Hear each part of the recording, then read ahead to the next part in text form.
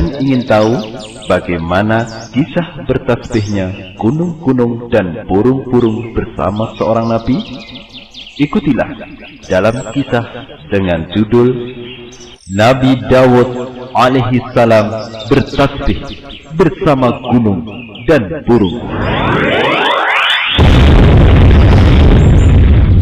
Anak-anakku sekalian, semoga kalian menjadi anak-anak yang soleh maupun solehah. Nabi Dawud alaihi salam adalah seorang nabi yang mempunyai kekuatan, kuat dalam ilmu, amal, ibadah maupun pemahamannya terhadap ajaran Islam. Rasulullah Sallallahu Alaihi Wasallam berkata, solat yang paling dicintai Allah Subhanahu Wa Taala adalah solat Nabi Dawud Alaihi Salam, dan puasa yang paling disukai Allah Subhanahu Wa Taala adalah puasa Nabi Dawud Alaihi Salam. Nabi Dawud Alaihi Salam tidur pada pertengahan malam, mendirikan sholat pada sepertiganya, dan tidur lagi pada seperenamnya. Dia berpuasa 1 hari dan berbuka 1 hari, dan dia tidak lari bila bertemu dengan musuh.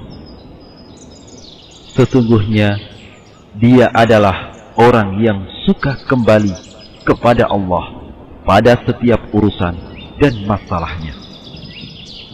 Allah Subhanahu Wa Taala menundukkan gunung-gunung yang tinggi menjulang agar bertasbih bersama Nabi Dawud alaihi salam di pagi dan sore hari.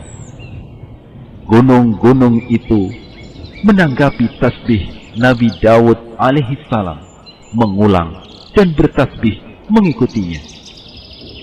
Demikian pula Allah Subhanahu Wa Taala menundukkan burung-burung untuk bertasbih bersamanya. Burung-burung itu bertasbih seperti tasbihnya, mengulang sebagaimana Nabi Dawud alaihi salam mengulang. Bila burung itu terbang di udara melewati beliau yang sedang bertasbih dan melantunkan bacaan Zabur, maka burung itu mendengarkannya dan tidak mampu pergi, bahkan berhenti di udara bertasbih bersamanya dan disahut oleh gunung-gunung yang tinggi menjulang, mengulang-ulang dan bertasbih mengikutinya.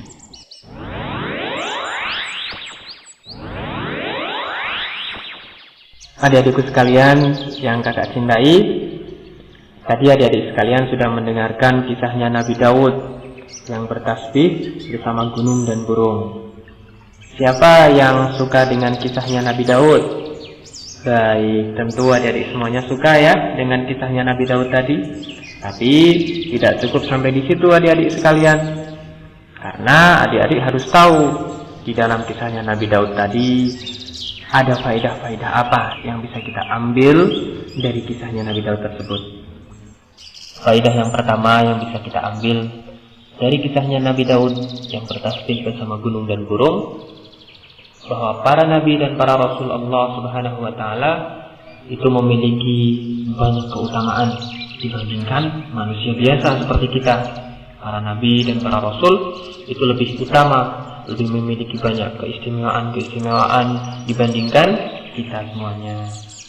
Kemudian yang kedua, sebaik-baik sholat dan puasa sunnah adalah puasanya Nabi Daud alaihissalam. Bagaimana puasanya Nabi Daud alaihissalam adik-adik? Iya, sehari puasa, kemudian sehari berbuka. Jadi sehari puasa, besok tidak puasa, kemudian besoknya puasa lagi. Itulah puasanya Nabi Daud alaihissalam. Kemudian faedah yang ketiga adik-adikku sekalian, kita mengadukan segala urusan kita, segala permasalahan kita itu hanya kepada Allah Subhanahu Wa Taala. Kemudian kita memohon hanya kepada Allah Subhanahu Wa Taala.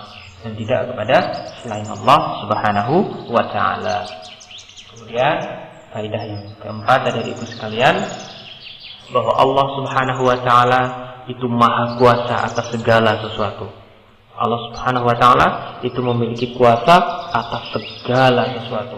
Demikianlah tadi adik-ibu sekalian beberapa faedah-faedah berharga yang bisa kita ambil dari kisahnya Nabi Daud yang bertasbih bersama gunung dan burung.